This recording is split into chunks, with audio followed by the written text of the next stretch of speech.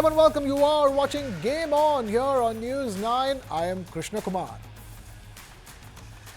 Top India stars are bowing to the BCCI diktat, but the question is, will Kohli and Rohit follow? Records galore as Indian women thrash Ireland by over 300 runs. And we're getting you all top stories from the world of football, and even Tiger Woods far from his best on indoor golf league debut. All that coming up in the next 30 minutes. But we begin with Team India's wicketkeeper Rishabh Pant, who has confirmed his availability to feature in Delhi's Ranji Trophy campaign, which will resume on the 23rd of January. Pant's confirmation came hours after the Delhi District Cricket Association (DDCA) official said that he and Virat Kohli must turn up for Ranji Trophy matches. DDCA Secretary Ashok Sharma had told the Indian Express that Rishabh Pant has confirmed that he will be available for selection for Delhi's Ranji Trophy game against Saurashtra in Rajkot. Now, that confirmation came after Team India wicketkeeper and senior batter Virat Kohli were named in the probables list for the last two league stage matches of the Ranji Trophy. Pant, who featured in all 5 tests for India in the Border Gavaskar Trophy in Australia, was recently dropped from India's T20 international squad for the upcoming 5-match series against England.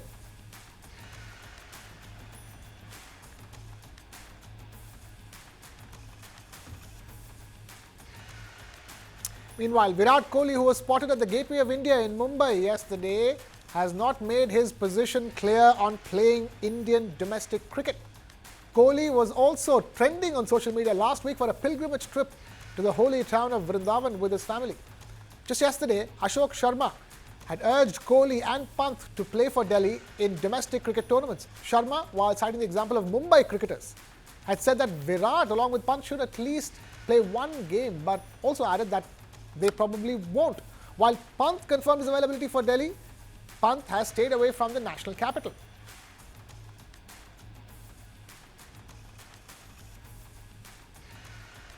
Meanwhile, another Team India batter, Shubman Gill, confirmed his availability for Punjab yesterday for their 6th round Ranji Trophy fixture against Karnataka at the M. Chinnaswamy Stadium in Bengaluru. However, Punjab have not named their squads for the match, which is scheduled to begin on the 23rd of January.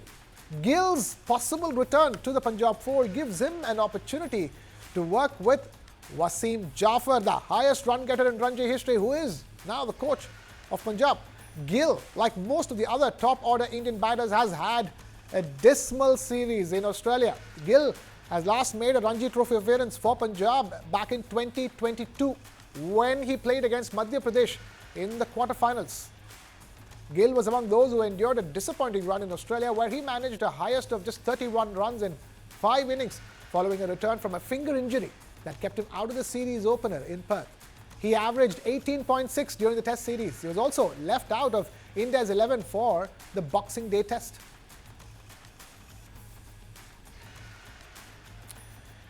Team India opener Yashasvi Jaiswal has also informed the Mumbai Cricket Association and coach Omkar Salvi that he will be available for the team's next Ranji Trophy game against Jammu and Kashmir, to be played in Mumbai on the 23rd of January.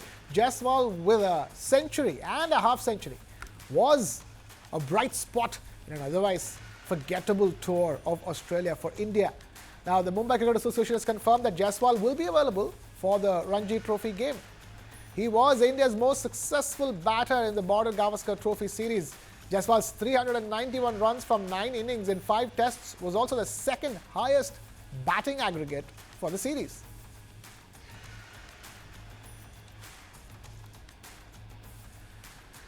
Now, Rohit Sharma has also trained with the Mumbai squad at the Wankhede Stadium in Mumbai yesterday. If he makes himself available for selection, then Mumbai will field a star-studded lineup that will also include Ajinkya Rahane. However, Rohit has not confirmed his availability for the Ranji game as of now. The Team India skipper had to opt himself out of the Boxing Day test in Australia following a dismal run with the bat, which saw him producing just 31 runs in 5 innings, averaging just 6.2.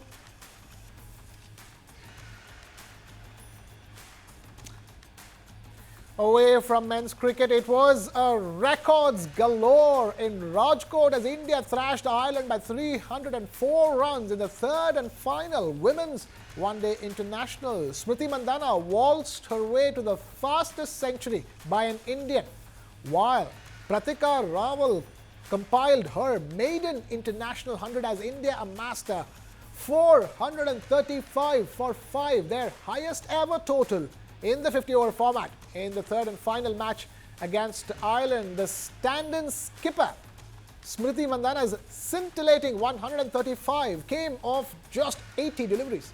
Her 10th one-day century came off just 70 deliveries, and it set the tone for India breaching the 400-run mark for the first time, joining Australia and New Zealand in that elite list. It was also the fourth highest total in women's ODI history, and Smriti also surpassed Harmanpreet Kaur's 87-ball 100 mark against South Africa last year. Chasing a target of 426 runs at a little over 8.4 runs per over, Ireland were bundled out for a mere 131. Seasoned pro Deepti Sharma inflicted the maximum damage, taking 3 wickets for 27 runs. Player of the match and the series, Pratika, the Delhi cricketer who now represents Railways, complimented her captain brilliantly, notching her maiden international century in her 6th innings. She made 154 from 129 balls. Pratika relied on precise placement and deft touches in the point region, and she showed her aggression only after reaching her century, hitting Freya Sargent for her first 6. She also hit 20 boundaries. Smriti and Pratika shared a 233-run opening partnership, becoming only the 4th Indian pair to record a 200-run stand in women's one-day internationals. It was also the 3rd instance of both Indian openers scoring hundreds in a women's ODI, following Reshma Gandhi and Mithali Raj's feat at Milton Keynes in 1999 and Deepti and Roth's partnership at Potchefstroom in 2017, all against Ireland. The duo added 90 runs during the power play and 67 in the subsequent 10 overs, maintaining a brisk scoring rate. The partnership marked their 4th 100-run stand in 6 innings. Ireland used 7 bowlers, but they struggled against India's batting fury, and sloppy fielding added to their misery.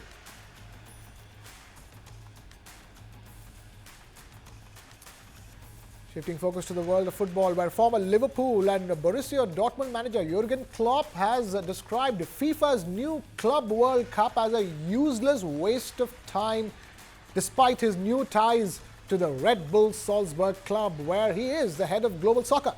Red Bull Salzburg will participate in the first edition of the expanded competition this summer.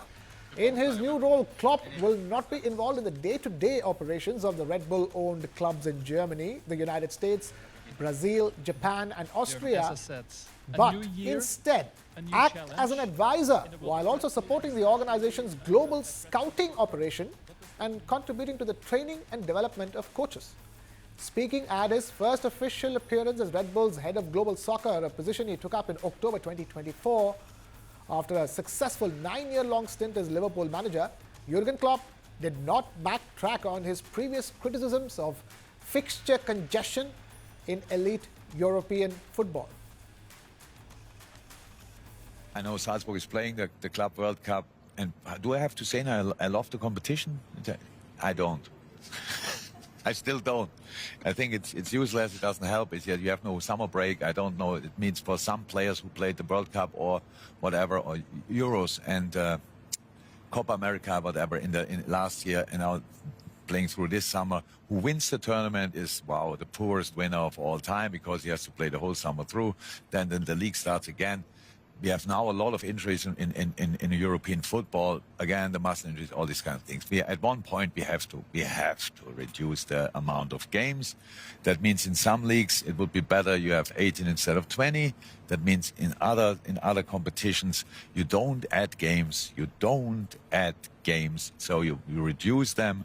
That people not only there's time for other sports as well. You can in Germany you could watch handball, in Austria you could watch skiing or whatever. You have other wonderful sports, and then watch it in that time in these periods.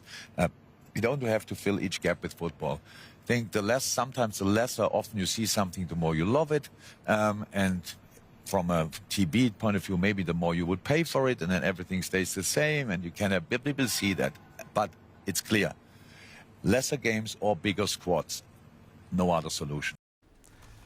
Keeping with football, Cristiano Ronaldo and Al Nassr club have agreed to extend their contract for a record deal for the world of sports. The contract extension deal, according to reports, is valued at 183 million euros per season, which establishes Ronaldo as the highest paid footballer in the world. It also elevated Portuguese football icon's status within the Saudi Pro League. To put the contract in perspective, Ronaldo's daily earnings from the deal would be 550,000 euros. This multi-million-dollar deal ensured that Ronaldo stayed at the top in terms of payment as the highest paid footballer in the world, always at the top with regards to sports salary scales. The 5-time Ballon d'Or winner will see his income supplemented by signing bonus and commercial deals related to his image rights. Despite racking up 75 goals in 84 appearances for Al Nassr, Ronaldo has only claimed the Arab Club Champions Cup in 2023 and twice finished as runner-up domestically.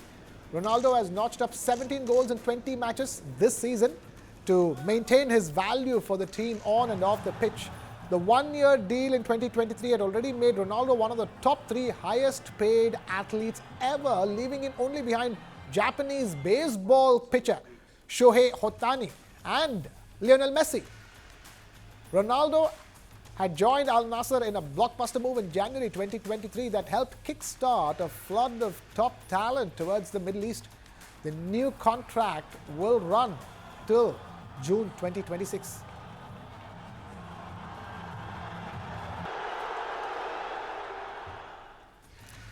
Meanwhile, soccer clubs in Germany must pay their share of increased policing costs during high-risk matches. That's what the country's Federal Constitution Court has said. The court ruling ended a more than a decade-long dispute over who should shoulder the additional financial burden of such games. The court ruled that a 2014 law of Bremen, whereby clubs must pay their share of such increased costs, was in accordance with the Constitution. The court rejected the constitutional complaint filed by the German Football League, which runs the top 2 professional divisions. The dispute dates back to that law by Bremen, which had ordered the professional soccer clubs to contribute financially for the increased police deployment required for games that are considered quote-unquote high risk and could lead to potential crowd trouble. Now, the Minister for Interior for the city-state Bremen, Ulrich Maurer, said that the ruling showed that they had taken the right path and were proven right on the issue. The attorney for the German Football League, meanwhile, said that the coming weeks and months would show what would follow from the judgment, saying that it was not the time to speculate about the effects of the ruling. So far, Bremen is the first federal state to introduce such payments for any for-profit major event with more than 5,000 spectators, which could, based on experience, lead to violence. Today's hearing has now clearly shown that we have taken the right path, and in particular, of course, that we have been proven right on the issue that is appropriate not only for taxpayers to contribute to police costs, but also for the German Football League as the organizer of the first and second Bundesliga. That's what it's all about for us. And in this respect, we are going home today with a very good feeling. And I'm convinced that this decision will also have far-reaching consequences. Bremen had been alone with this issue in the past. That has clearly changed. Many countries are very likely to follow our example. At least the Federal Constitutional Court said today that there is a public interest in football matches and also in participating in them. That is something we can take as a positive. The coming weeks and months will show that what will follow from this judgment. As soon as everyone has had time to read the judgment and draw conclusions, this is certainly not the time and place to speculate. Thank you very much. Now, Barcelona's president, Joan Laporta, has defended his management for the club's finances and said that they followed the financial fair play rules to enable them to register players like Dani Olmo and Pau Victor. Barcelona were blocked by La Liga and the Spanish Football Federation from registering the players for the second half of the 2024-25 campaign for failing to meet the financial fair play rules before the 31st of December registration deadline. After two courts also rejected Barcelona's requests, the club turned to the Spanish government, which intervened as the National Sports Council to reverse the decision and allowed the club to provisionally register the players until the final resolution of their appeal. Yesterday, Joan Laporta said that they closed a deal with the Middle Eastern investors to sell the VIP boxes of the revamped Camp Nou by the end of December, which, alongside a new 7-year kit deal with Nike, allowed them to balance their finances and meet the La Liga's financial requirements. Laporta did not provide details of the VIP seat contract, citing confidentiality clauses. La Liga said last week that they disagreed with the National Sports Council's decision and will appeal. Several clubs have also criticized the government intervention, saying it sets a dangerous precedent. Now, Brazilian teenager João Fonseca began his Grand Slam career in spectacular fashion as he took down Russian 9th seed Andrei Rublev in straight sets in the first round of the Australian Open. Qualifier Fonseca's first main draw match at a slam had been eagerly anticipated, and the 18-year-old lived up to that hype with a stunning 7-6, 6-3, 7-6 straight sets win in front of a captivated late-night crowd on Margaret Court Arena. He clinched the opening set with one of the many thundering forehand winners. He struck and raised his level even further to cruise through the second set. Rublev dug deep in the third set and was a break ahead, but Fonseca showed incredible poise and maturity at critical moments to set up another tiebreaker. Showing no nerves, he ended the contest at the first opportunity by pounding a forehand beyond his Russian opponent, his 51st winner of the match.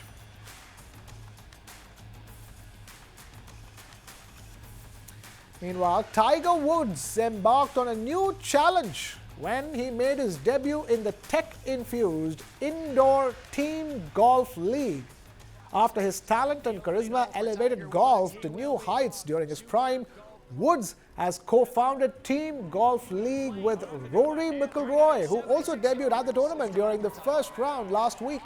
The 49-year-old Woods was not at his best on a night when his Jupiter Links Golf Club were thrashed 12-1 by Los Angeles Golf Club, but he still enjoyed the fast-paced twist to the age-old game.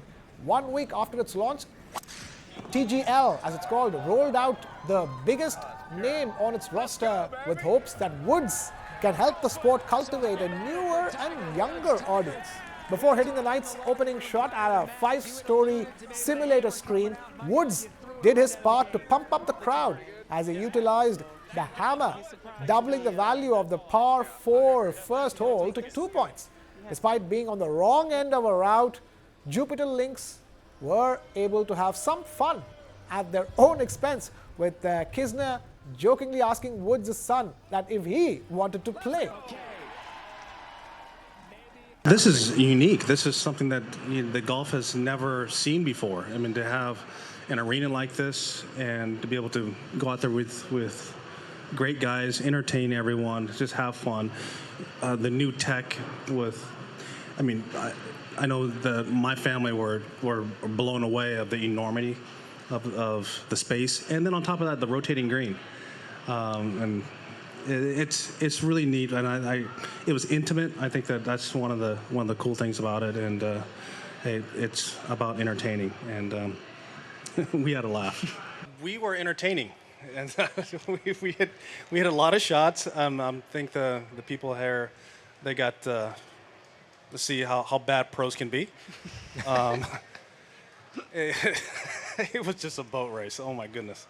But we had a great time. As was our teammate Tom Kim's thinking right now? Like, oh my God! I had so many friends out here, and it was great.